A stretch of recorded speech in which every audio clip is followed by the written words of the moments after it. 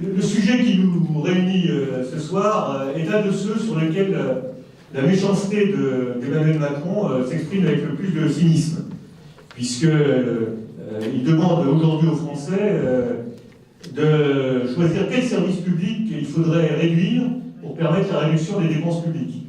En un moment où précisément la société française est en révolte, en mobilisation, en ébullition, entre autres raisons parce que la dévitalisation des services publics, leur disparition, leur étranglement financier, l'épuisement des agents qui sont chargés de les exécuter, tout ça provoque l'angoisse et la colère de la population. Et en même temps, une énorme attente. Les gens veulent des services publics et ça ressort de toutes les manifestations sociales, de toutes les enquêtes d'opinion et de la situation psychologique du pays et de la situation politique du pays, bien sûr. Parti communiste, le communiste, à la fois but et chemin vers une civilisation, disons, au développement de toutes les capacités humaines, et nous concevons ce développement nouveau des services publics comme une étape vers ce but, vers le dépassement radical des marchés mondialisés en crise, où la concurrence, pilotée par la pression insatiable des capitaux financiers à la recherche de rentabilité, produit gâchis humains, gâchis de capacités humaines, gâchis économiques, inégalités grandissantes et tendance permanente à la déflation. Et comme nous l'avons dit dans notre dernier congrès, les services publics doivent être une pierre angulaire de la construction d'une nouvelle citoyenneté et de la promotion de biens communs dans tous les domaines. Il s'agit de contester la domination du marché et de la concurrence aveugle promue par les institutions européennes. La seule chose qui compte pour les dirigeants européens, c'est le marché unique. Avec la concurrence librement faussée, entre guillemets, qui est en réalité une concurrence aveugle, et donc nous voulons au contraire promouvoir un système de coopération où les services publics rénovés et de nouvelles entreprises publiques joueraient un rôle décisif d'entraînement. Donc, pour avoir une nouvelle conception des services publics, il faut une nouvelle conception de l'Europe. Alors, on peut, et on le fait, se rassembler pour exiger le développement de ces services publics. Et on peut se rassembler pour, avec une sorte de cohérence, pour exiger que ce développement des services publics soit financé.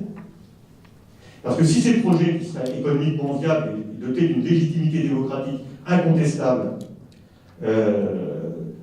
sont présentés à la Banque Centrale Européenne, avec son pouvoir de création monétaire, on ne voit pas au nom de quoi elle pourrait refuser de les financer.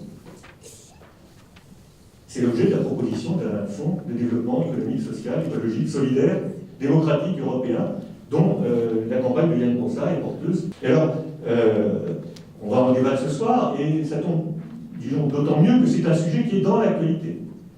La Banque Centrale Européenne, l'euro, c'est un tabou. Mais si on n'y va pas, où est-ce qu'on va trouver l'argent? Sur les marchés financiers? Alors peut-être, oui, pour les projets rentables, comme dit Patrick Artus. Mais précisément, agir pour le climat, pour la biodiversité et pour tous les objectifs sociaux qui marchent de pair avec les objectifs écologiques. Et on ne peut pas le faire si on ne combat pas cette obsession de la rentabilité. Et si on ne développe pas des mobilisations pour des choix économiques qui privilégient la création efficace de richesses en économisant le capital matériel et financier. C'est-à-dire, dans le capital matériel, il y a l'énergie et les ressources naturelles. Il y a une dimension écologique. Et il y a une dimension sociale parce que ce genre de choix de gestion, ils doivent consister à privilégier le développement des capacités humaines en commençant par la sécurisation de l'emploi et de la formation des travailleurs. Mais pour ça, il faut de l'argent. Il faut faire sauter le verrou de l'austérité budgétaire, il faut briser le tabou de l'euro et de l'indépendance de la BCE. La Banque Centrale Européenne a fait 3 000 milliards d'euros depuis le début de la crise, il y a 10 ans. Alors elle l'a fait de deux façons. D'une part, en prêtant massivement aux banques à des conditions extraordinairement favorables, bien plus que d'habitude. 4 ans d'échéance, alors que normalement c'est une semaine. 0% d'intérêt, et même moins de 0% d'intérêt, si les banques disent qu'avec cet argent, elles vont financer les entreprises. Mais que font les entreprises avec cet argent?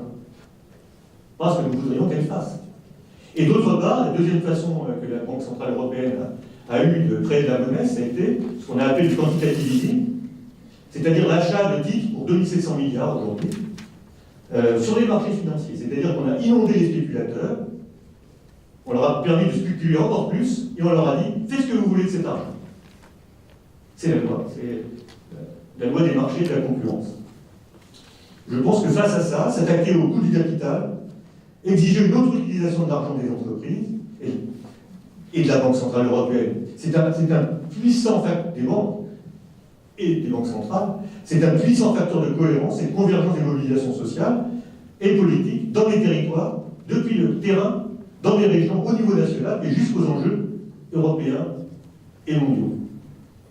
Et la bataille, elle commence dans cette campagne, elle a déjà commencé, mais la campagne électorale que nous sommes en train de mener derrière Yann Brossard et ses colistiers, c'est un élément, un moment qui peut être très important pour répondre aux attentes de nos concitoyens et pour commencer à changer l'Europe. Merci Denis. Donc, pour démarrer ce débat, je voudrais commencer cette table ronde par le constat de la situation d'aujourd'hui dans les services publics. Et autour de moi, il y a deux syndicalistes des services publics, justement.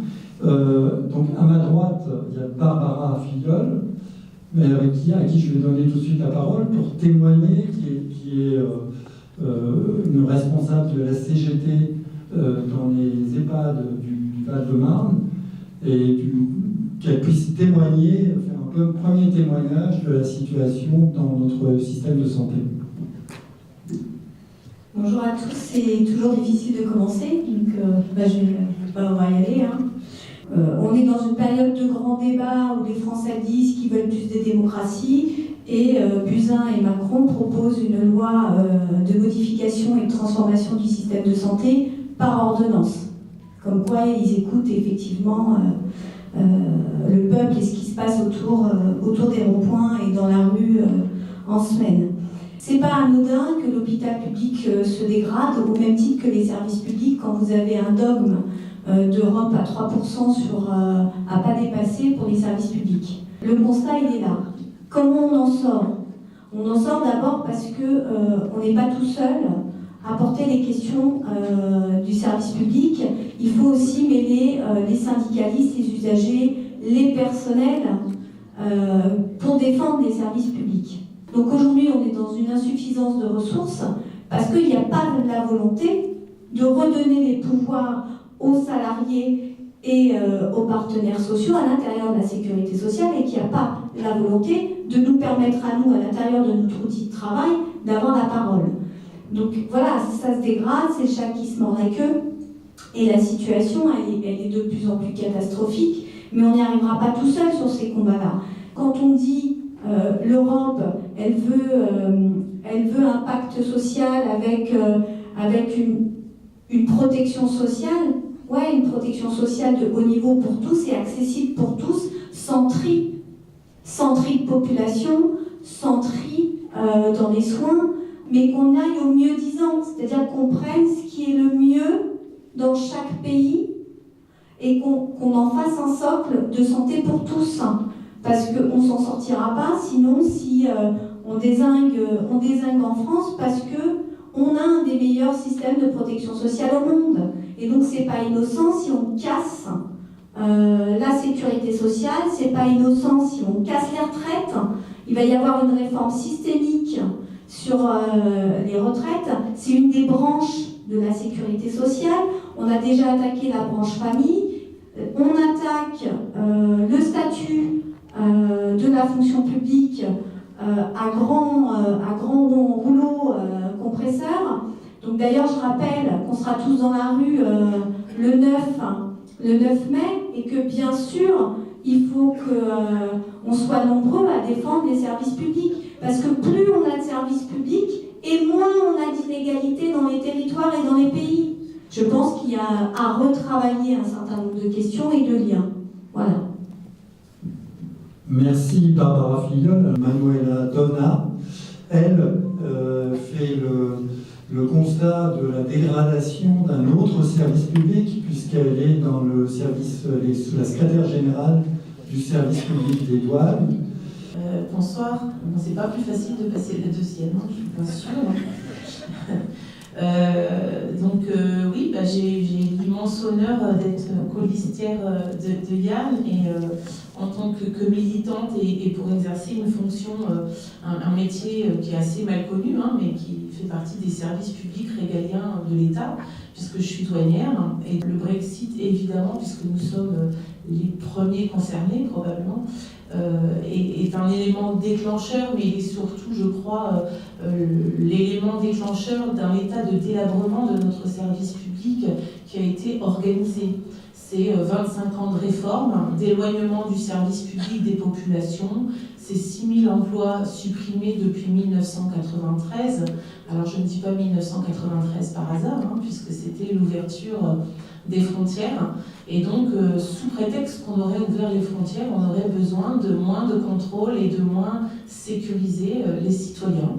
Donc c'est un concept qui m'échappe un peu, mais en tout cas l'Allemagne n'a pas fait ce choix en 1993, puisque depuis 1993, l'Allemagne a renforcé ses effectifs douaniers. D'abord, elle protège très bien son économie, et puis elle partit du principe que puisque les marchandises pouvaient circuler librement, alors peut-être il fallait davantage d'effectifs pour pouvoir les contrôler, et donc de ce fait protéger les populations. Donc la France a fait le choix inverse, elle a fait le choix de délabrer le service public douanier.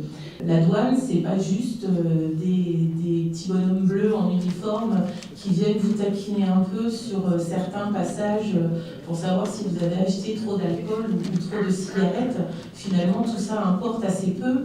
La douane, d'abord, c'est la lutte contre toutes les fraudes. Aujourd'hui, toutes les fraudes, que ce soit la fraude aux déchets, que ce soit la fraude environnementale, que ce soit les fraudes fiscales. Et donc, il ne faut pas penser qu'aujourd'hui, à l'ère du numérique, l'évasion fiscale ne se passerait que dans des tuyaux sombres de l'informatique. Aujourd'hui, on a encore des gens, oui, ça peut sembler surprenant, mais qui passent les frontières avec des valises remplies d'argent. Donc, c'est pas anecdotique, hein, ça arrive tous les jours sur la frontière, suisse notamment, pour ne nommer que celle-là, mais pas que. Donc voilà, le boulot des douaniers, c'est pas que de venir vous taquiner sur certains points parce que vous avez pris une cartouche de cigarette de plus. Ça va bien au-delà, et de fait, si on nous donnait les moyens, de fait, ça serait un vrai service public au service des populations et des citoyens.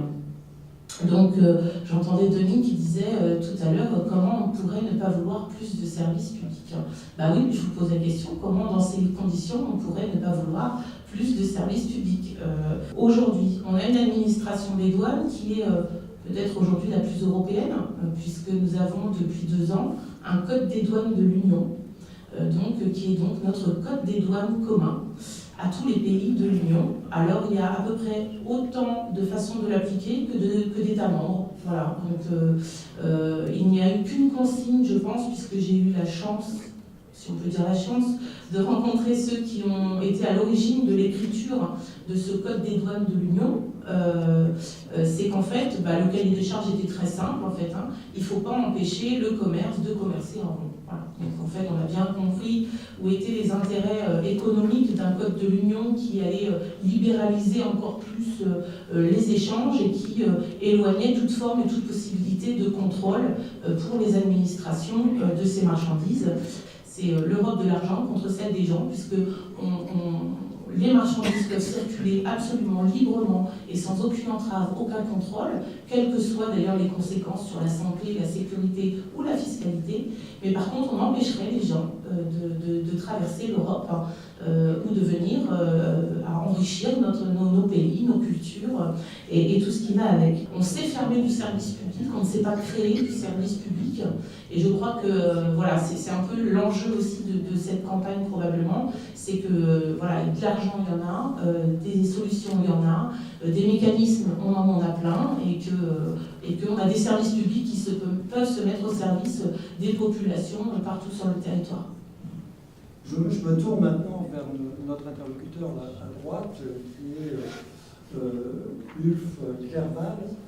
Ulf Clerval est économiste. C'est pas plus facile de passer en troisième non plus, non.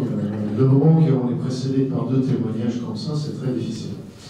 Et moi je m'appelle Ulf Clerval, c'est la première fois dans ma vie que je prends la parole dans cette énorme salle. Et merci Frédéric pour l'invitation du coup aussi. Donc moi je suis très heureux que le mot qui est pour moi clé a été prononcé là tout à l'heure, c'est l'austérité en fait, hein, parce que c'est contre cela qu'on se bat en réalité. Hein, c'est la doctrine, c'est les politiques publiques qui en découlent, qui est extrêmement important, qui est extrêmement puissant aujourd'hui et qui est devenu après la crise financière de 2008-2009 et la crise de la dette souveraine, le titre de la dette souveraine qui a suivi en 2011. Et même si le débat récède aujourd'hui dans certaines mesures parce que la crise grecque est passée, etc. Mais c'est toujours d'actualité, parce qu'effectivement, l'austérité tue. Il n'y a pas d'autre manière de le dire. Hein. Les politiques d'austérité tuent. Ils tuent parce qu'ils limitent l'accès, la qualité, la disponibilité des services publics, et même aussi leur qualité, leur sécurité, dans certains endroits. Ce type de politique tue aussi parce qu'il jette les citoyens qui travaillent dans ce secteur, il fait une base d'emploi considérable en Europe, dans des situations complètement infernales. Si on parle avec des enseignants des écoles en Grèce, ils ont été jetés dans des situations de travail mais complètement impossibles à gérer. De fermeture, etc. Et on connaît aussi, de façon plus large en Europe, le phénomène que les gens qui travaillent, qui dédient ses vies professionnelles à travailler dans le service public, se voient appauvris, fortement, jusqu'à finir dans des situations où travail temps plein dans le service public, on ne peut pas gagner sa vie, se payer la vie décemment avec ça. Donc ça se passe en Europe. Dans beaucoup d'endroits, et ça fait partie, effectivement, de la croissance des inégalités économiques qui arrive aujourd'hui à un niveau qui commence vraiment à heurter nos économies, nos sociétés. Troisième manière dont l'austérité tue, c'est qu'elle tue notre futur, en réalité. Parce qu'aujourd'hui, on est face à des enjeux en termes d'environnement et climat qui font qu'on a besoin d'investir plus dans un appareil productif adapté à ces enjeux-là. On a besoin de les gouverner de façon démocratique. Il s'agit tout simplement d'ouvrir et revendre le service public à des acteurs privés pour qu'ils puissent extraire une rente économique de ça. C'est tout simplement ça. Il s'agit plus de la concurrence. Il faut dire les choses clairement comme ils sont aujourd'hui. Et cette rente financière-là ne peut venir, in fine, du contribuable. C'est tout simplement comme ça. Il n'y a pas de valeur ajoutée au sens traditionnel capitaliste créée dans le secteur public. Il faut que quelqu'un derrière le paye. Et c'est nous, effectivement. C'est notre futur. C'est nos enfants qui vont le payer aujourd'hui. Les systèmes bancaires sont plus liquides que jamais. Il y a plus d'argent dans les fonds d'investissement et parmi les capitaux privés que jamais. Le problème, c'est qu'ils sont investis sur des supports qui ne sont pas productifs, qui ne contribuent pas à une évolution économique quelconque, qu'il soit positive ou négative. On est dans une stagnation séculaire, comme on dirait dans certains économistes. Et de l'autre côté, on a la dette. Un pic aussi. De l'autre côté, c'est comment est-ce qu'on fait pour rapprocher ces deux-là? Et c'est dans ce contexte-là que commence à se placer aujourd'hui des initiatives comme des fonds publics d'investissement, etc. Mais ça suscite aussi des questionnements ensuite, sur lesquels on peut éventuellement revenir dans ce débat, j'espère bien, parce que c'est pour moi crucial qu'on aborde ça d'une angle aussi de la gouvernance démocratique, de ce que l'on veut que notre économie, on l'espère soutenable de demain sera. Économie de service public ou économie productive, ce qu'on veut. Donc, effectivement, ce qui a été évoqué justement, c'est avoir plus de prise par les gens qui travaillent dans cet outillage-là, c'est effectivement, c'est pour moi absolument crucial. Je vais passer la parole maintenant à Frédéric Bocara sur ces questions qui viennent d'être évoquées. Donc les services publics sont mis en cause en Europe partout. dans les pays et par l'Union européenne. Ils sont mis en cause par une logique, avec deux pieds, à mon avis, cette logique. Le dogme de la concurrence libre et non faussée des traités européens, puisque si on n'est pas administration, on est entreprise en concurrence. Ça a la conséquence. Et le dogme de la baisse des dépenses publiques et sociales. L'austérité, dont chacun en a parlé. Qui est à la fois dans le pacte budgétaire et les traités, le TSCG notamment, le traité de stabilité, et les différents pactes budgétaires, mais aussi dans le fonctionnement de la Banque Centrale Européenne, qui n'a pas du tout pour charge une expansion des services publics dont l'une et l'autre, et d'autres probablement, nous parlerons.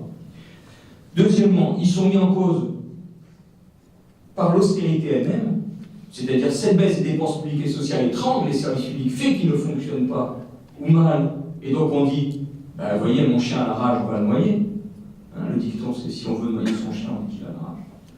Mais aussi, ils ne fonctionnent pas parce que c'est les financements de marché vers lesquels ils sont obligés de se tourner. Qu'est-ce que ça veut dire les financements de marché? C'est des capitaux, des titres financiers, des capitaux financiers qui apportent aux services publics, même quand ils ne sont pas privatisés. Mais ils apportent. En contrepartie, ils veulent du profit. La SNCF, pour la charge de sa dette, pas seulement les intérêts, mais l'ensemble de la charge de la dette qui est calculée dans une publication du ministère des Transports dont je me suis occupé autrefois, c'est 2,9 milliards de dépenses pour les marchés financiers et les banques. Exactement le même montant de ce qu'il faudrait dépenser, d'après vous, mes camarades, comme investissement supplémentaire par la SNCF. Sauf que ça ne va pas en investissement, ça va en charge d'intérêt. Et même pas en remboursement du capital de la dette. Voilà. L'État paye chaque année pour ses seuls intérêts. Je ne parle pas, vous savez, pour une dette, il y a intérêt et principal. Comme dans la cigale et la fourmi, je te rembourserai avant l'août. Foi d'animal, intérêt et principal. Donc, pour les seuls intérêts de la dette, l'État rembourse 42 milliards d'euros. Pas parce qu'il y a une dette, mais les conditions de la dette qui font que cette dette, elle est contractée sous forme de titres auprès des marchés financiers. L'État paye 42 milliards, c'est à peu près un budget de l'enseignement des écoles et des lycées. Et la Banque Centrale Européenne, tu as dit les fonds d'investissement, etc., la Banque Centrale Européenne, Denis l'a dit tout à l'heure, Denis Durand, elle met des milliers de milliards d'euros pourtant sur les marchés. 2600 milliards d'achats de titres, mais elle les achète sur les marchés financiers. Et 700 milliards dans les banques. Donc, je manie des milliards, mais pour vous montrer, il y a des masses d'argent qui circulent, c'est pas seulement qu'elles existent, elles circulent, elles sont utilisées, sans pouvoir, sans démocratie dessus, elles sont monopolisées. Et la logique totale, c'est que les services publics, c'est une exception. Au mieux un garde-fou, dans une vision un peu vaguement qui évoque la social-démocratie, un garde-fou, mais essentiellement une exception, ou une compensation. Il y a une logique derrière ça, une double logique.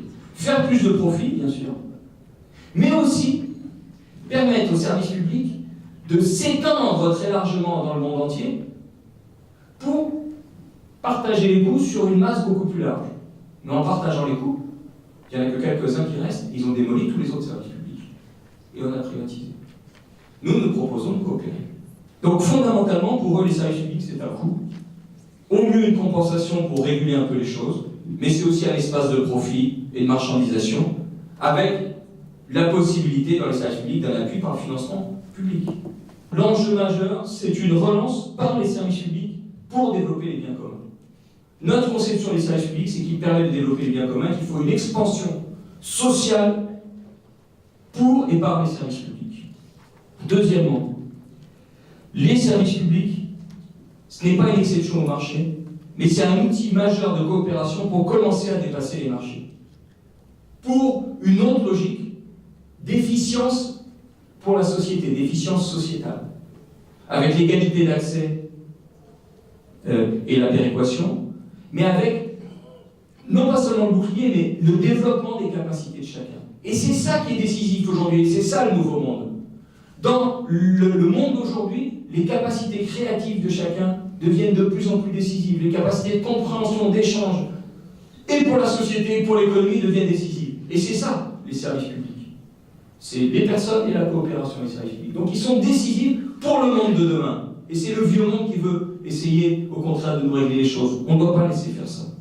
Mais ça veut dire aussi des salariés citoyens dans les services publics, bien sûr. Et ça veut dire, bien sûr, une participation des citoyens eux-mêmes et des usagers à la définition, à l'organisation des services publics.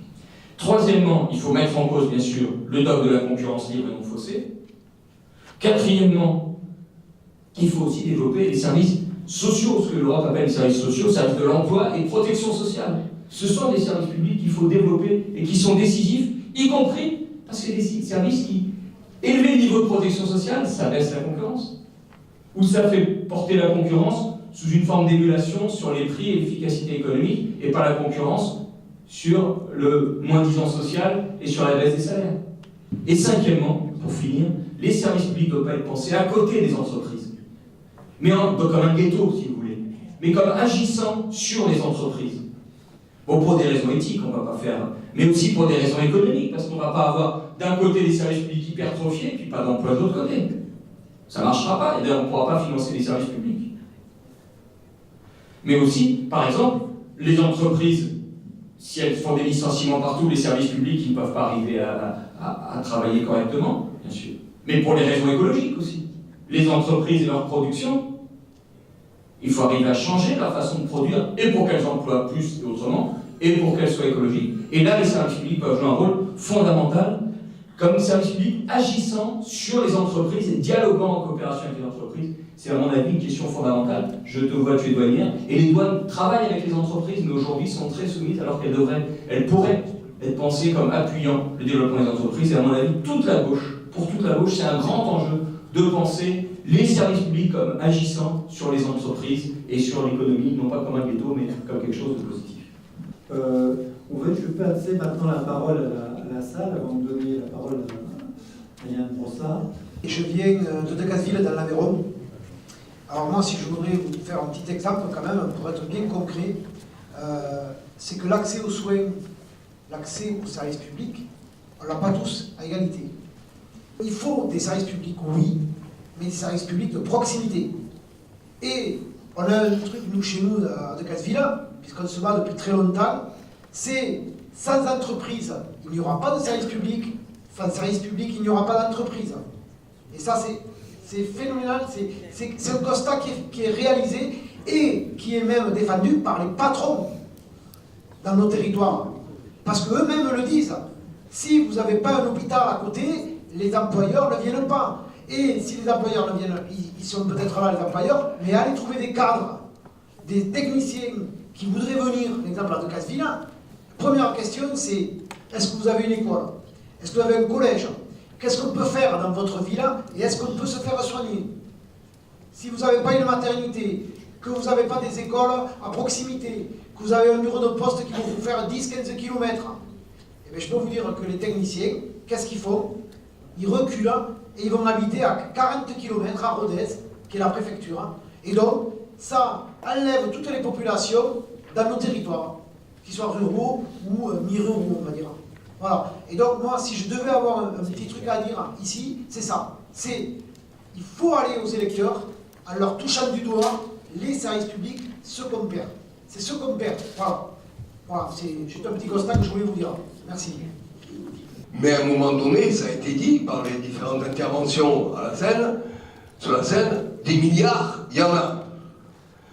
Mais ça, à un moment donné, il faut le mener, c'est à nous. Nous, les camarades, qui sont convaincus qu'il faut changer le système, qu'il faut changer de société, d'aller l'expliquer. Il ne suffit pas de coller sur un mur, il ne suffit pas de distribuer un tract pour aller faire comprendre aux camarades, oui, c'est possible. Oui, aujourd'hui, il y a de l'argent, et cet argent-là, il faut le réorienter. Que la BCE, elle nous appartient, nous, citoyens d'Europe. C'est notre argent à nous. Et nous avons le droit de l'utiliser pour le bien commun, pour l'être humain. Et à partir de là, il y a des possibilités. Et c'est le rapport de force idéologique qui permettra un véritable changement. Il faut qu'on dépasse l'illusion du texte. Il faut qu'on prenne chaque citoyen dans les yeux et qu'on lui explique, oui, c'est possible. Oui, on peut y arriver. Alors certes, il y a la désunion, mais il y a l'union sur un véritable changement de société. C'est ça qui nous fait qui montre la différence. Nous, on veut changer de système. Et c'est cet aspect-là qu'on doit être pugnace. Il y a tellement de voix ici qui disent des choses extrêmement importantes que je voudrais effectivement... Je m'appelle Ulf, hein, je suis suédois d'origine, donc c'est le petit pays au nord de l'Europe, effectivement, où il y avait des modèles sociaux et des modèles de services publics qui s'apparentent à ceux qui restent encore un peu en France, effectivement. Il y a un truc qui, je pense, qui doit être débattu de façon assez détaillée, c'est l'équité territoriale. Hein. Parce que, peut-être en différence avec Frédéric, je pense qu'il y a beaucoup d'économistes qui réalisent que le service public et les activités qu'elles incarnent, c'est important pour les entreprises privées. Et notamment dans une perspective de concurrence internationale. Aujourd'hui, on a le Brexit, hein, qui va venir, très probablement. Ça veut dire aussi qu'il y a un certain nombre d'entreprises dans un secteur spécifique qui vont sortir de Londres et s'orienter vers Paris et Francfort, notamment les institutions financières. Et il y a certains d'entre eux qui disent « je vais partir, même s'il n'y a pas Brexit, je vais partir ». Parce que c'est très difficile de remettre la dentifrice dans le tube, en fait. Hein. Quand on a commencé à faire des plans de déménager, c'est difficile de revenir en arrière. Et donc, aujourd'hui, à Paris, il y a des discussions très très sérieuses. Et comment est-ce qu'on aménage nos services publics dans la région parisienne pour au mieux accueillir ces entreprises et ces cadres? Ce qui n'est pas une orientation du service public en termes d'équité territoriale dont parlait Michel au fond. Effectivement, c'est tout le contraire. C'est la concentration sur certains territoires des services publics de qualité, des institutions d'éducation, de la recherche supérieure et de l'enseignement pour servir certaines populations. Et donc, on est en train de pas forcément perdre l'intégralité du service public, mais leur concentration sur certaines populations, certaines parties de la population. Merci Ulf. Je passe donc la parole à Yann. Peut-être quelques mots pour ouvrir la deuxième partie de la discussion. D'abord, je trouve qu'on a une discussion qui est intéressante et qui apporte au contenu qui seront portés dans le cadre de cette campagne en vue du scrutin du 26 mai. Je voudrais au départ peut-être ajouter un élément supplémentaire, c'est que on voit bien à quel point dans les mobilisations qui se sont levées ces derniers mois, et notamment la mobilisation des Gilets jaunes, la question des services publics est une question absolument centrale.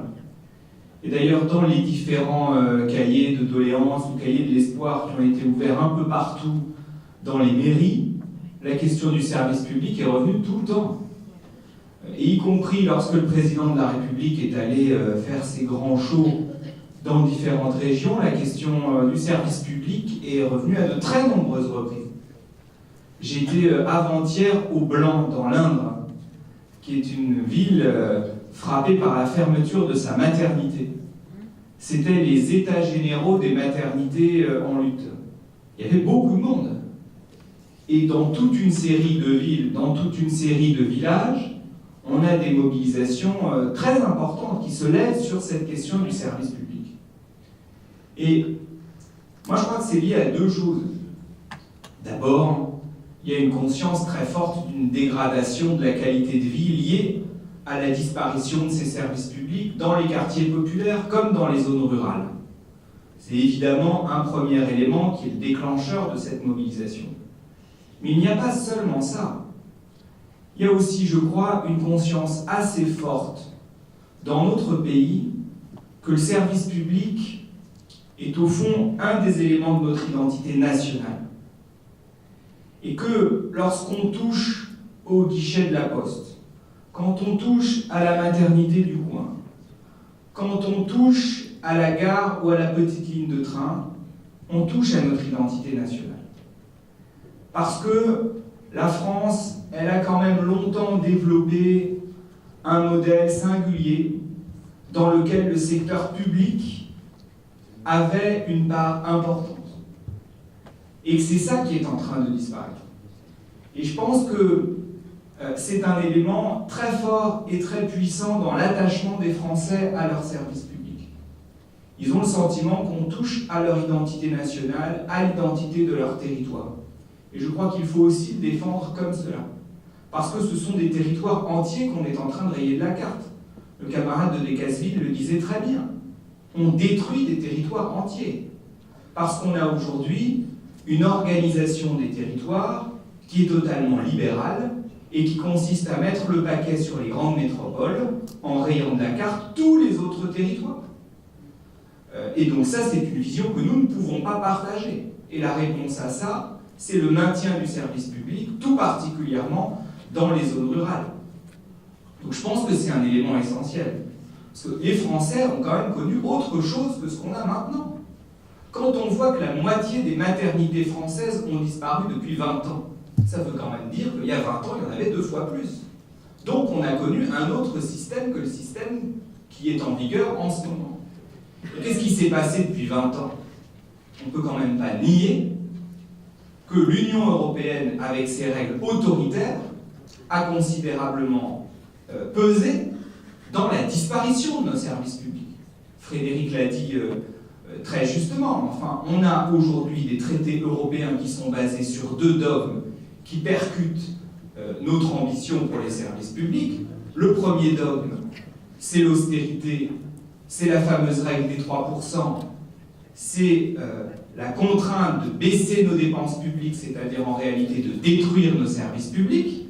Et puis le deuxième dogme, c'est la logique de la concurrence. C'est la concurrence libre et non faussée, qui est gravée dans le marbre des traités européens. Or, notre conception à nous des services publics, et quand je dis nous, c'est pas seulement celle des communistes, c'est celle que la France avait promue, c'est-à-dire des services publics qui sont adossés à des entreprises publiques qui sont dotées d'un monopole. Ce qu'on a connu dans un certain nombre de secteurs, dans le secteur de l'énergie, dans le secteur des transports, dans le secteur des télécoms. Tout ça est aujourd'hui percuté par les logiques européennes et par les directives de libéralisation qui se sont succédées et dont le moins qu'on puisse dire est que quand on en regarde les résultats aujourd'hui, elles sont très très loin d'avoir rempli les promesses qu'elles étaient censées remplir.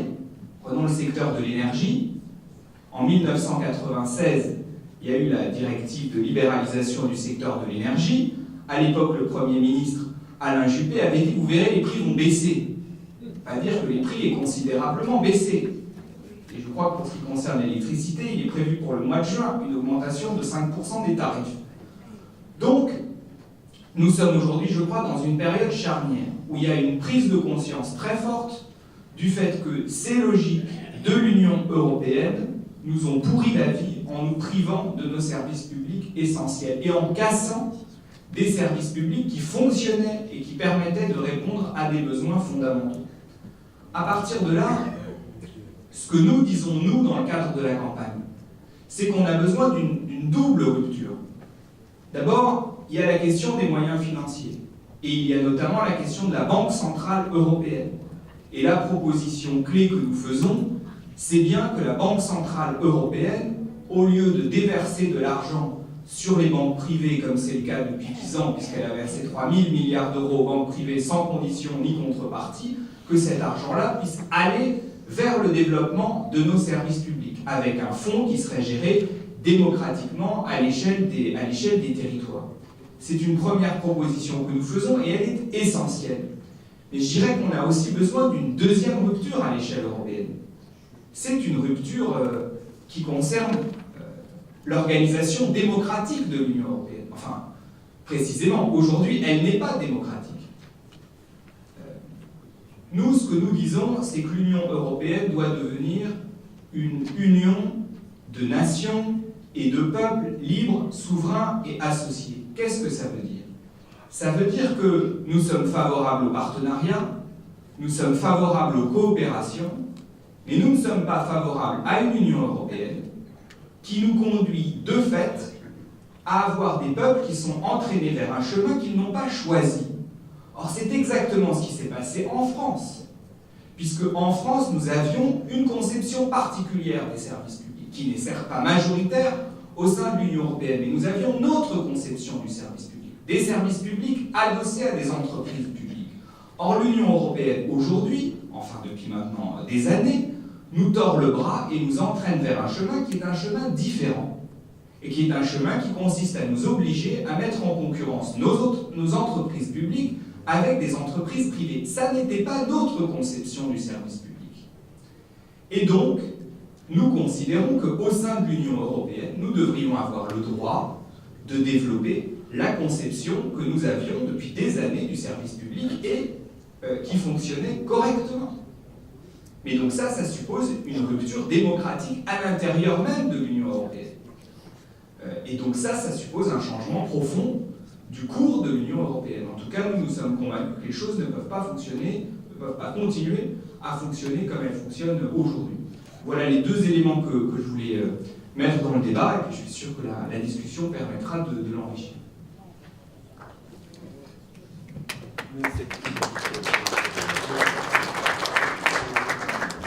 Pour cette deuxième partie, je me tourne vers les syndicalistes à nouveau.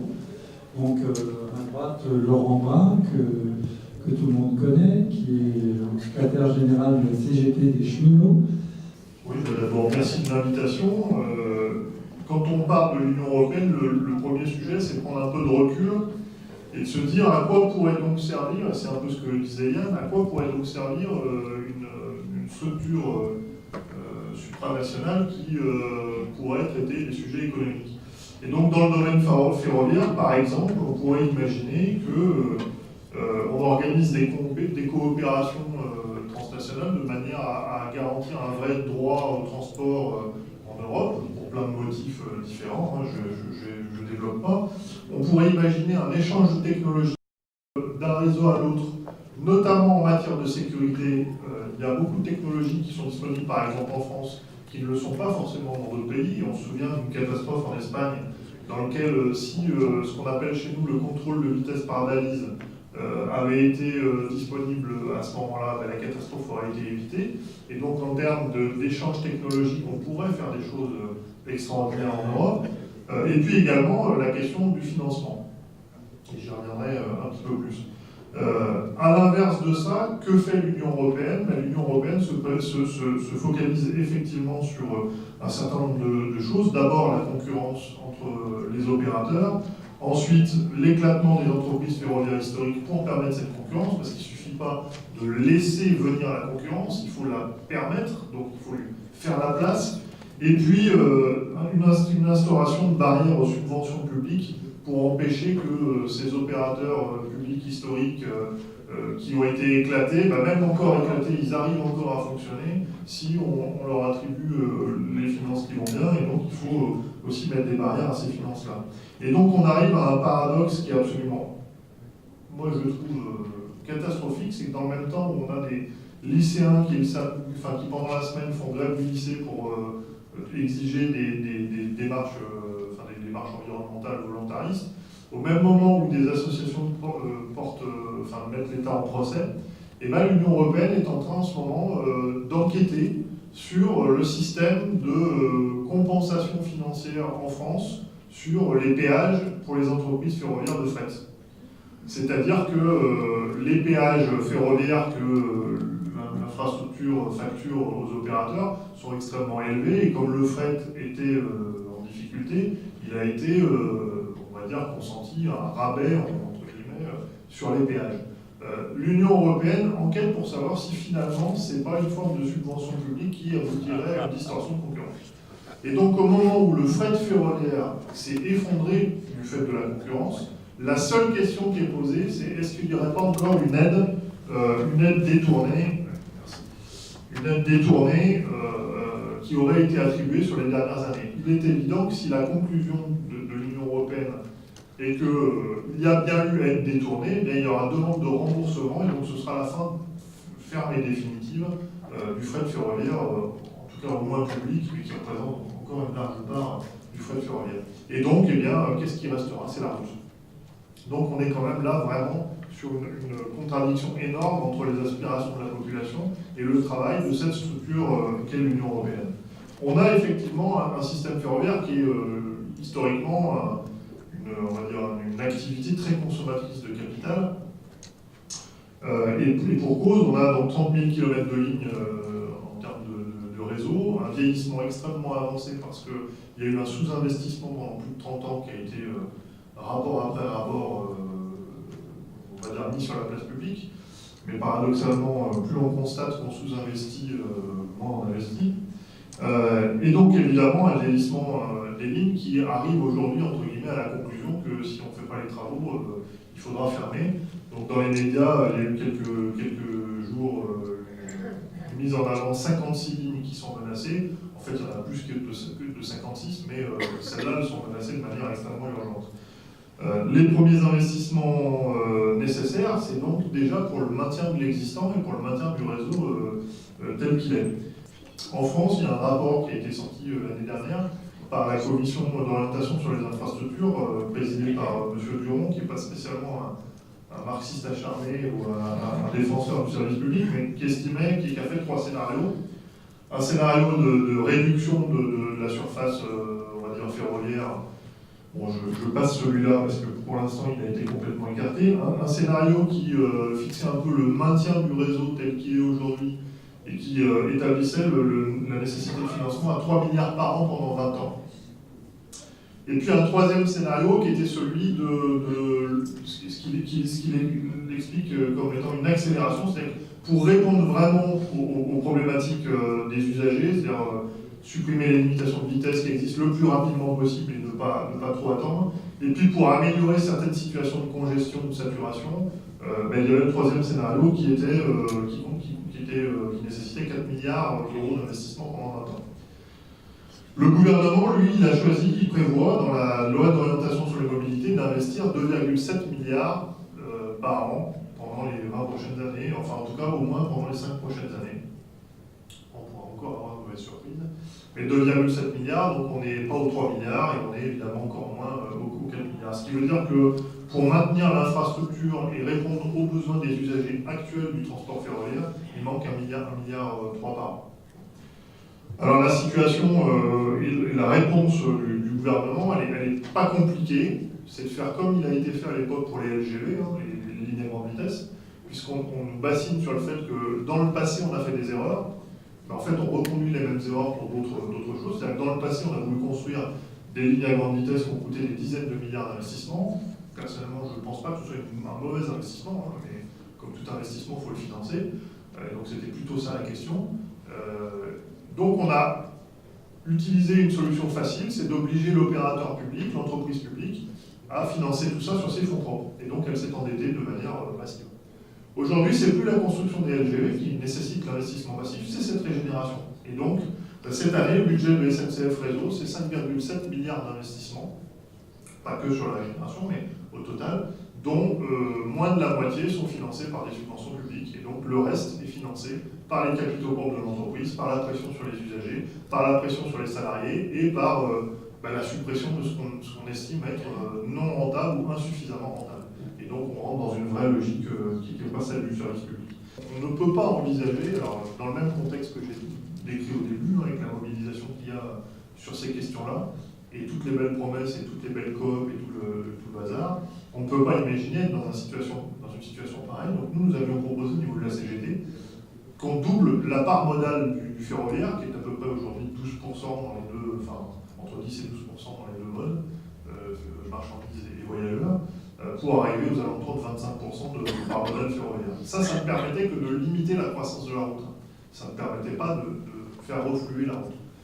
Le sujet des propositions n'est pas le seul sur lequel il faut qu'on se penche, il y a aussi la question du rapport de force. Donc, construire un rapport de force syndical avec les salariés qui sont producteurs du service, on est en train de le faire. Construire un rapport de force avec les citoyens qui sont usagers du service public et qui sont justement dans les territoires alimentés par tout ça, c'est aussi en train de se construire. Et puis avoir le plus de relais politiques possible pour porter la confrontation dans l'institution. Parce que dans ce conflit, il y a un élément qui nous a soutenus, mais qui nous a soutenus évidemment en proportion de ce qu'ils représentent, c'est les députés et les sénateurs communistes, qui nous ont permis, alors non seulement de mener la guerre contre le texte gouvernemental qui était présenté à leur vote, mais également, par exemple, de rentrer pour mener des initiatives à l'intérieur de l'Assemblée et à l'intérieur du Sénat. Donc le syndicat a rentré dans l'Assemblée pour porter le fer, entre guillemets, idéologique avec notamment les élus LRM. Et puis au Sénat, on a fait venir un ensemble de délégations étrangères pour discuter de comment ça se passait dans leur pays, l'ouverture à la concurrence. Et là aussi, pour combattre un peu les idées reçues de l'adversaire. Évidemment, si on pouvait avoir des relais importants au Parlement européen, et plus importants que ce qu'on a à l'Assemblée, au Sénat et ce qu'on a actuellement au Parlement européen, ce serait des points d'appui extraordinaires, parce que je pense que vraiment, dans cette réforme ferroviaire, la délégation qui est pourtant pas très importante, mais qui a le plus emmerdé le gouvernement, c'est vraiment les deux groupes communistes. Voilà, donc c'est un élément du rapport de force aussi. Je passe la parole maintenant à l'autre syndicaliste des finances. Déjà, merci beaucoup de m'avoir invité ce soir et puis bonsoir maintenant à toutes et à tous. Je vais peut-être quand même me présenter, parce que je ne suis pas sûre que tout le monde me connaît, j'ai quelques camarades dans la salle, mais c'est quand même une minorité. Donc je suis Patricia Tejas, militante à la CGT, dirigeante, on m'applaudit au fond, c'est bien, dirigeante pour quelques semaines encore confédérale, mais j'ai eu un mandat pendant 7 ans au niveau de la Fédération des finances CGT, donc je connais un petit peu les enjeux de justice fiscale notamment, et c'est ce dont je voudrais parler 5 minutes avec vous, et puis après je vous parlerai du droit des travailleurs et travailleuses en Europe qui me tient particulièrement à cœur, et notamment le droit des femmes. Et donc pour la liste de Yann, les enjeux de justice fiscale est au cœur du dispositif, et cet enjeu-là rejoint bien évidemment l'enjeu du financement, puisque toute recette perdue pour un État-nation, c'est autant de recettes non déployées, notamment vers les services publics, mais plus largement vers les politiques d'investissement et aussi sur l'aide au développement du tissu industriel dans des conditions où la nature et où l'environnement est lui-même respecté. Il s'agit donc pour la France de 100 milliards par an et pour l'Europe de 1000 milliards par an. Donc vous voyez tout de suite, et je pense que Manuela est peut-être intervenue tout à l'heure s'agissant de la fraude, notamment de la fraude intra, la fraude à la TVA, s'agissant des transferts et des droits douaniers, mais pour l'administration fiscale aujourd'hui qui est complètement décapitée, puisqu'en 10 ans on a supprimé plus de 30 000 emplois, et ces emplois on les supprime bien évidemment au prétexte, comme tu l'as rappelé Laurent, de diminution de la dette publique. Ça, je dirais que c'est la vitrine, mais la vraie raison, c'est que notre administration fiscale et donc notre État, un État régalien, ne souhaite plus qu'on contrôle. La doctrine aujourd'hui, c'est qu'il faut qu'on accompagne. Et qu'on accompagne qui? Bien évidemment le capital. Donc en fait, tout est fait pour que rien n'entrave la circulation des capitaux. Et Manu a dû vous le dire tout à l'heure, rien n'est fait aussi contre la circulation de produits les plus dégueulasses, excusez-moi cette expression. Et donc aujourd'hui, à nos frontières, pour faire du cash, pour faire du pognon, on favorise, parce que c'est ça, c'est pas qu'on se cache les yeux, on favorise la circulation de capitaux pourris et de produits pourris. Voilà. Alors, il y a l'impôt sur les sociétés, mais il y a aussi le dumping sur d'autres taxes, notamment la TVA et d'autres modes d'imposition. Je ne vais pas faire plus long sur les enjeux de fiscalité européenne, mais c'est vraiment un des sujets phares de notre campagne. Ce sujet est juste, parce qu'avec une fiscalité juste, on a forcément une dimension sociale qui, elle aussi, est juste. Ça, c'est la partie fiscale, mais j'imagine bien que Jean-Marc reviendra dans le débat de la salle. Le deuxième sujet, c'est le droit des travailleurs et des travailleuses. Pourquoi je voudrais prendre 5 minutes pour vous parler de ce droit? Parce que c'est vrai que les travailleurs en Europe, quand ils sont européens, ont la libre circulation et ils peuvent se déplacer dans n'importe quel pays d'Europe pour venir travailler. Pour autant, il y a quand même là aussi du dumping entre les différents pays d'Europe, notamment sur les cotisations sociales. Je m'explique. Vous connaissez peut-être ce système de détachement. C'est-à-dire qu'une entreprise européenne, par exemple polonaise, peut détacher des salariés polonais en France pour exercer une mission de bâtiment, de service, il y a beaucoup dans l'agriculture aussi au moment des cueillettes, etc. Et il y a une directive qui s'appelle la directive européenne s'agissant du travail détaché, qui garantit un certain nombre de droits fondamentaux quand ces salariés polonais, par exemple, arrivent chez nous en France.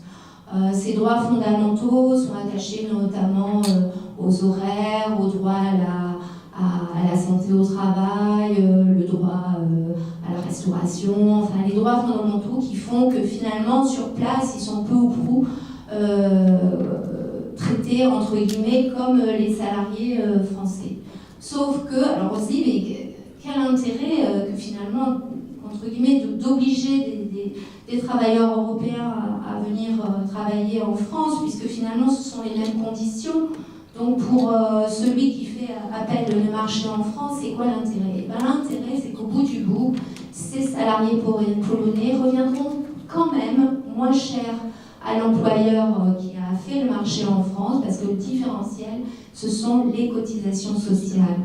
C'est-à-dire que dans les pays à bas cotisation sociale, le différentiel peut être de 2, voire 3, c'est-à-dire entre 10, 7, 6% et jusqu'à 22, 23, 25%. Et c'est sur ce gap que les entreprises, là aussi, font du profit, mais sur le dos de qui? Sur le dos des travailleurs, qu'ils soient polonais, espagnols, anglais, peu importe. Encore une fois, c'est bien sur le dos des travailleurs qu'est fait ce profit. Il y a en Europe, depuis je crois quelques mois maintenant, une négociation qui est censée harmoniser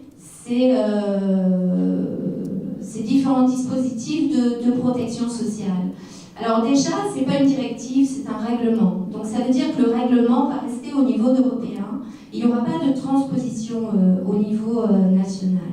Et des échos que j'ai à travers les camarades qui sont dans les différentes fédérations européennes syndicales, il n'est en aucun cas question d'harmoniser, bien évidemment, par le haut. Et cette histoire de dumping social sur les cotisations sociales, malheureusement, a encore de nombreux jours devant nous, et c'est encore donc le capital qui va faire ses choux gras devant ce différentiel au niveau des cotisations sociales. Au bout du bout, c'est toujours les mêmes qui trinquent, c'est-à-dire c'est les travailleurs, les travailleuses, et notamment les femmes. Je finis là-dessus, mais on peut dire que sur ce coup-là, l'Europe ne protège pas des violences faites aux femmes, et c'est un combat, je sais, que mes camarades communistes mènent à tous les instants, que ce soit ici en France ou à Bruxelles et ailleurs en Europe. Je vous remercie. Je passe maintenant la parole à Michel Jalamion. D'abord, je vais saluer Isabelle Mathurin, qui représente le PC justement à la Convergence, et donc il fait un boulot formidable en ce sens. Moi, je partirais de ce qu'a dit Denis Mitterrand au départ. Il a dit on ne changera pas le monde sans changer l'Europe. Et j'ai envie de dire on ne changera pas l'Europe sans changer la France, ou en tout cas sans changer le rapport de force qui existe en France. On est en train de remettre en cause tous les concepts que l'on avait, et l'école de Chicago a réussi à le faire. L'Europe, avec ces notions-là, arrive à le faire et à compléter ces données. Lagarde le fait au niveau du FMI également, lorsqu'elle dit « Mais ne vous inquiétez pas pour le service public, il restera toujours un filet de sécurité pour les plus démunis. » C'est ça leur conception de service public, c'est pas la conception de service public à la française, et j'allais dire au-delà, puisque l'Angleterre, à l'après-guerre, a nationalisé également et a créé des services publics dignes de ce nom, qui ressemblent à deux gouttes d'eau aux nôtres, y compris dans leur conception, et sont allés même plus loin en matière de logements sociaux Et c'est la première chose d'ailleurs que Thatcher a détruit, c'était leurs logements sociaux, c'était un véritable service public du logement qu'ils avaient fait. Alors, moi je ne sais pas, dès qu'on a un débat sur le service public et l'Europe, il y a plein de gens qui arrivent avec une sorte de science immanente sur les SIG, les SIEG, les services d'intérêt généraux, services d'intérêt économique et généraux, et on distingue les services publics de réseau des autres. Mais c'est quoi? Ça veut dire qu'il y a des infrastructures et qu'il y a de l'usage des infrastructures. En droit romain, c'était l'usus et l'abusus. C'est vieux comme Hérode, c'est-à-dire il y a des gens qui ont des infrastructures et d'autres qui les exploitent. Et là, leur intelligence, aux libéraux, c'est de scinder les deux, en faisant passer ça comme moderne, en disant il y a des services de réseau. Alors on va citer la SNCF, on va citer la Poste, on va citer France Télécom, comme s'il y avait des sous-services publics, et il y avait les autres, mais le trésor public c'est pareil, il y a ceux qui ont des bâtiments, et puis il y a le service. Demain, rien n'empêche, sincèrement, qu'on paie des sociétés de courtage qui serviront à prélever l'impôt. Il n'y a rien qui l'empêche. On peut distinguer aussi, considérer que c'est un service de réseau. Aujourd'hui, c'est dans les SIG, demain, ça peut être dans les SIEG, et on peut privatiser demain le trésor public sans aucun souci pour les libéraux, avec quelques soucis pour les gens, pour la population et pour nous, mais les libéraux s'en accommoderont facilement. C'est qu'il faut réussir absolument à lier, pour le rapport de force, les usagers, les élus, et les personnels. Et c'est ça que l'on doit faire, c'est ce qu'ont essayé de faire d'ailleurs les cheminots lors de leur dernière grande mobilisation, c'est que nous on essaie de faire la convergence, mais je sais que tu fais partie aussi des personnes qui essaient de le faire, etc. On voit bien que c'est cela la clé.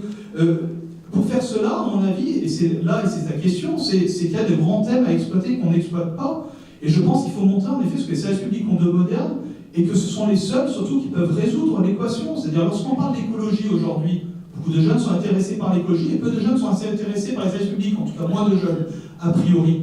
Mais la réalité, c'est comment voulez-vous aujourd'hui que des multinationales, par l'opération du Saint-Esprit, en signant une charte, appliquent des normes écologiques alors que ça va contre leurs intérêts économiques?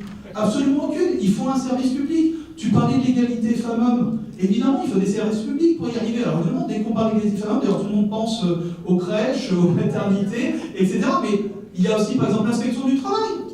S'il n'y a pas d'inspection du travail, on ne peut pas vérifier qu'un patron paie la même chose les hommes que les femmes, qu'ils font un même boulot. Pareil pour les travailleurs détachés, le travailleur a le droit de faire les mêmes horaires. Le problème, c'est qu'il n'y a personne pour vérifier qu'il fait les mêmes horaires.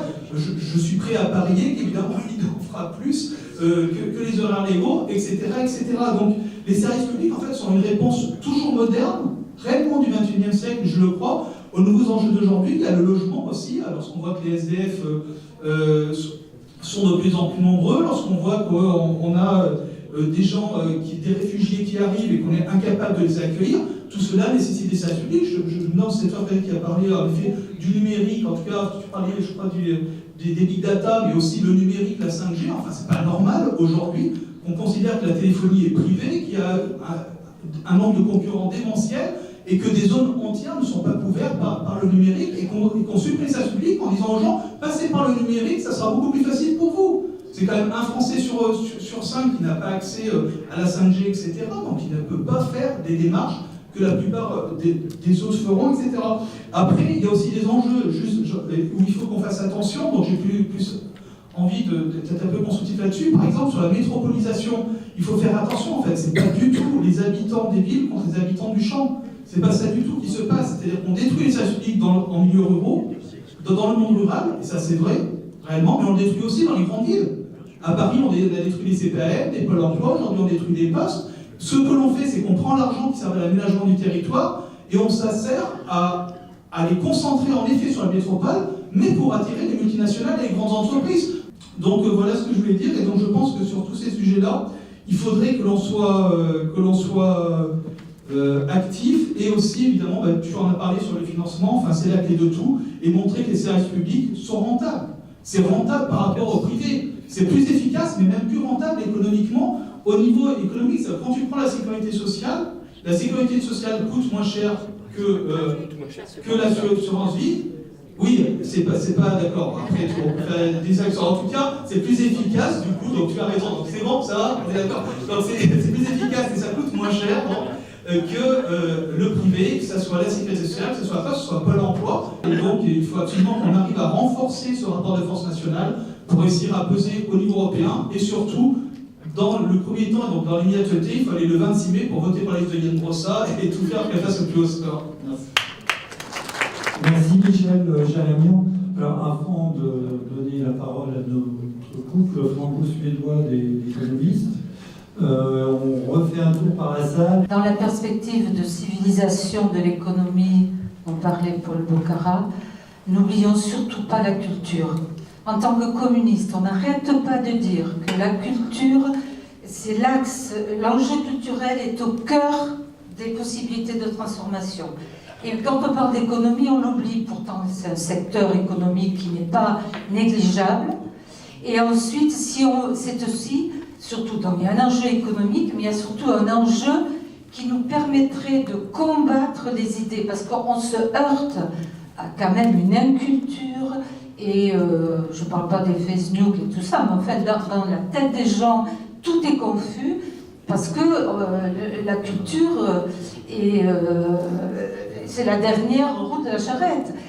L'existence de ces administrations publiques et de ces entreprises publiques tient à une chose qui est, à mon sens, et qui, pas qu'à mon sens d'ailleurs, mais ça a été, et c'est largement prouvé avec tout ce qui se passe, tient à l'existence d'un couple indissociable qui est celui de la mission exercée et de la nature de l'emploi qui exerce cette mission.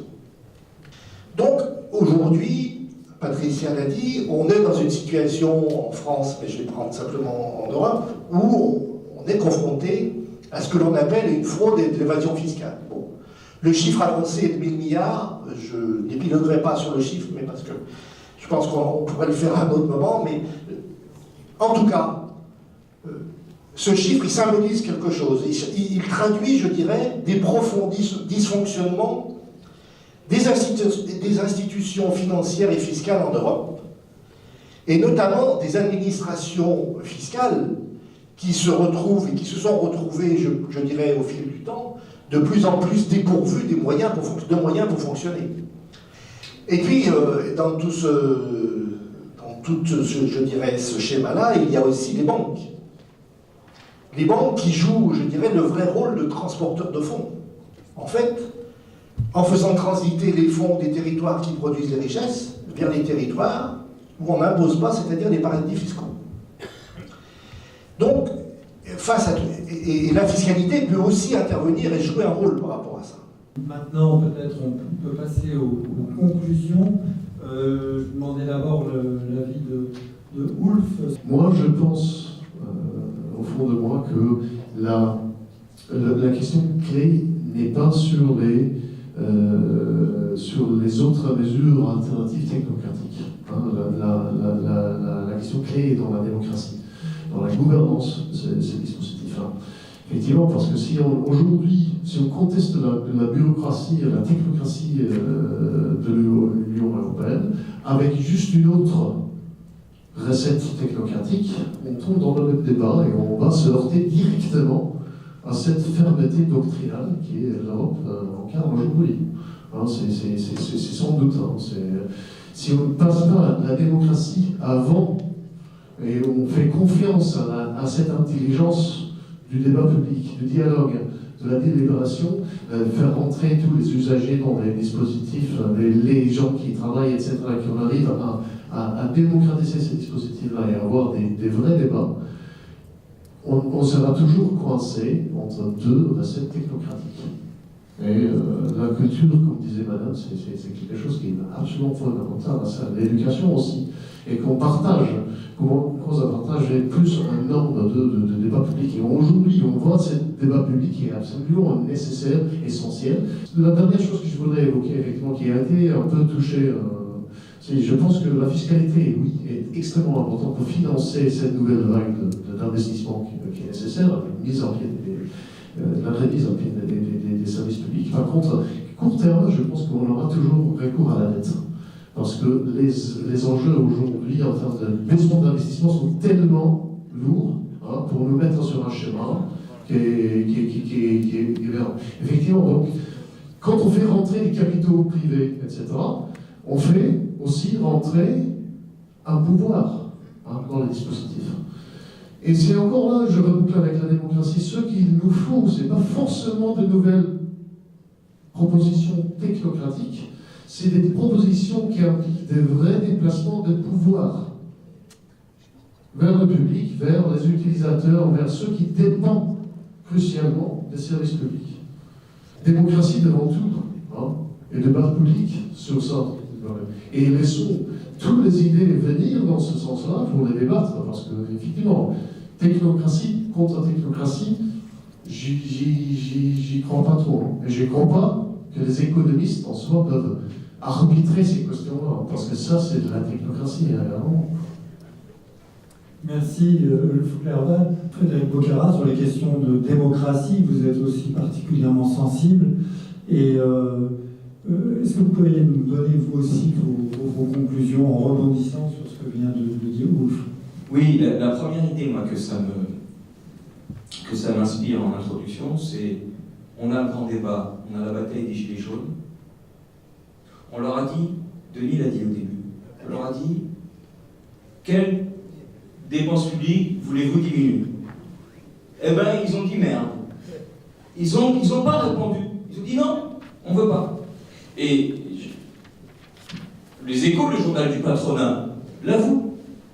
Ils font leur conclusion du grand débat, vendredi de la semaine dernière, vendredi 15 mars, avant-dernier. Ils disent, c'est pas possible, les gens veulent pas baisser les dépenses publiques, on n'y arrive pas. Et c'est ça. C'est la question démocratique. Et ils ne proposent pas non plus de baisser tel ou tel service public. Alors ils sont bien embêtés les autres. Mais c'est un atout énorme. Parce que les gens, ils sentent bien ce qu'il faut. Et je pense que c'est important de montrer à quel point les services publics, c'est l'enjeu du XXIe siècle et c'est un enjeu de civilisation. Les êtres humains, c'est des êtres de culture. D'ailleurs, une autre chose qui peut nous donner espoir, on a parlé de la règle des 3%. C'est plus 3%, c'est 0,5%, pourtant vers 0. Hein. Mais ils n'y arrivent pas, puisqu'on était très contents, soi-disant, d'être à 3, un peu moins de 3, qu'avec la lutte des Gilets jaunes, on repasse pire que 3, enfin c'est en dessous, c'est pas au-dessus, c'est du négatif, 3,2. Ils n'y arrivent pas. Mais ça ne les empêche pas de continuer, donc ils n'appliquent pas leur traité, mais ils continuent avec la même logique affreuse. Donc ça montre bien que ça ne marche pas, il faut changer. Donc, 5 propositions et puis une conclusion politique. 1. Il faut mettre en cause le pacte de stabilité. Il faut un pacte de développement et d'expansion des services publics. Deuxièmement, le financement des dépenses publiques. Oui, l'argent, c'est politique. Moi, ce que j'entends de mon collègue économiste et de tout ce qui est dit ici, c'est l'argent, c'est politique. La monnaie, l'argent, c'est politique. Pas au sens où on peut faire n'importe quoi, mais au sens, c'est aux citoyens et à la démocratie de décider ce qu'on fait. Et c'est les institutions, d'ailleurs, qui gèrent ça. Quand on pense à la Banque de France, quand on pense aux banques, aux services publics, c'est des institutions. Au marché financier, tout ça, c'est des institutions. Donc c'est politique. Et ils ont des pouvoirs, et l'argent exerce des pouvoirs quand il rentre dans une entreprise. Alors, les impôts, on l'a dit, ça ne sera pas suffisant. Surtout pour tout de suite, on a besoin... Qu'est-ce que c'est la dette? Je réponds en même temps un peu à ce que tu dis. La dette, c'est je me lance en avant, une avance pour la production, est-ce que je vais récupérer par un deuxième pas avec la production? C'est ça. Donc la dette en soi, c'est pas un problème. C'est toi qui as dit ça, Laurent, je suis d'accord. En soi, c'est pas un problème. Ce qui pose problème, c'est les conditions de la dette. C'est-à-dire une dette où, par exemple, quand on prêtait à la Grèce, on lui prête, mais à condition qu'elle fasse de l'antisocial. Ah ben voilà, les conditions qu'on met à côté, ou bien les conditions qui sont, je te prête, mais tu me rembourses très cher, et je te pompe et je te vampirise ton pays. Ou bien, de l'autre côté, la dette, c'est un problème. Pour les capitaux privés qui disent, mais non, c'est à nous qu'il faut prêter l'argent, c'est pas aux États. Et nous, on va le reprêter aux États. C'est aussi pour ça qu'ils ont dit ça. C'est parce qu'il y a une concurrence et une rivalité sur la dette que ça leur plaît pas non plus.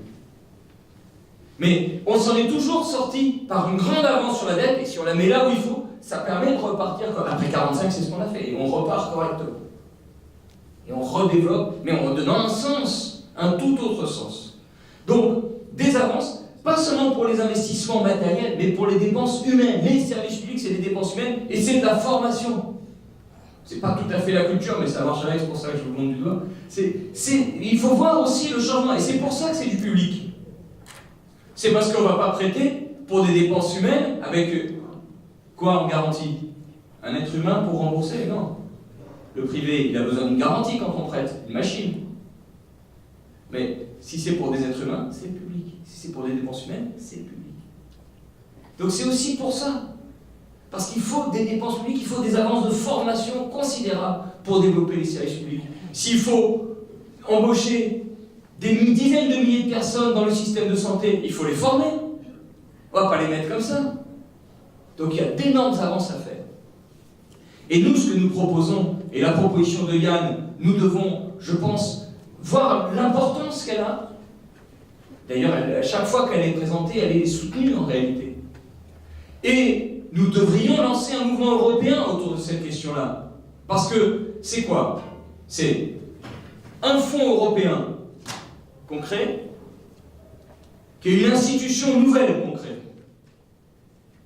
qui va servir à financer les services publics en recevant l'argent à 0% de la Banque Centrale Européenne.